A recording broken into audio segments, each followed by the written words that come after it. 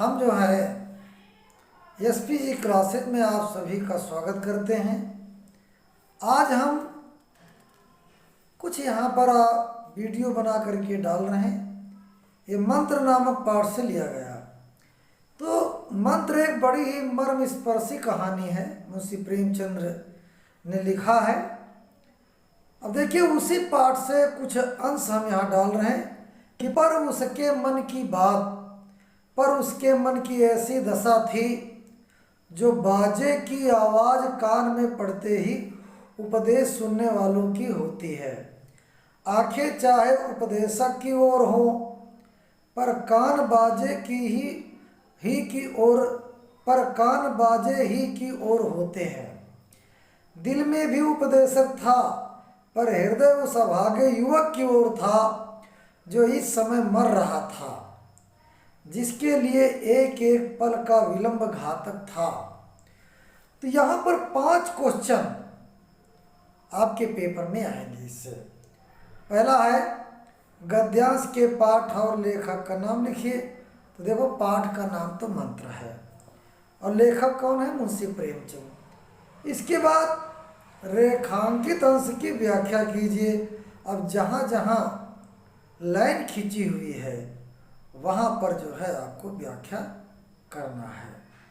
अब लाइन कहाँ कुछ खींची है कि निर्दयी प्रतिघात का भाव भगत के लिए उपदेशक था, पर हृदय उस अभागे युवक की ओर था जो इस समय मर रहा था, जिसके लिए एक एक पल का विलंब घातक था।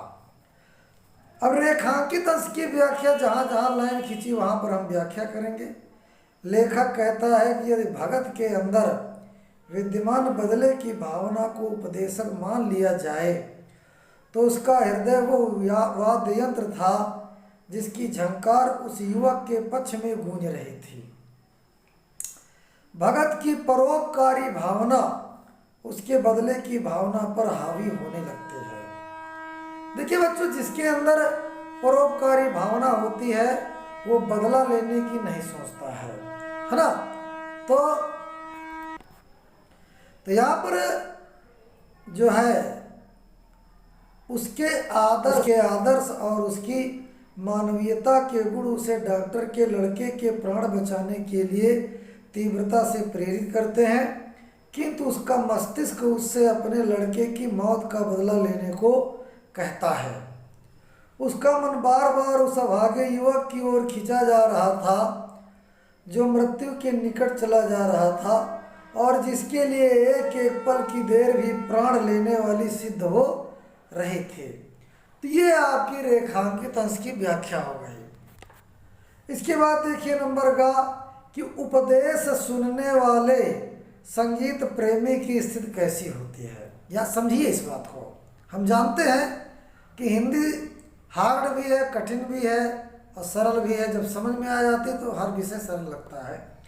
उपदेशक सुनने वाले संगीत प्रेमी की स्थिति कैसी होती है, तो इसका आंसर आप लोग ये लिखेंगे।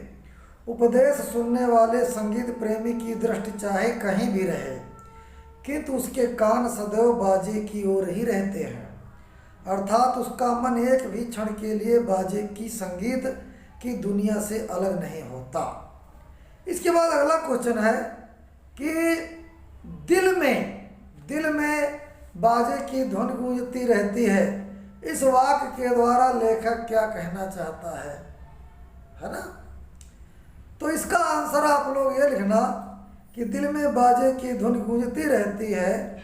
इस वाक्य के द्वारा लेखक संगीत प्रेमी व्यक्ति की संगीत के प्रति तन्मयता के माध्यम से भगत की परोपकार के प्रति समर्पण की भावना को व्यक्त करना चाहता है।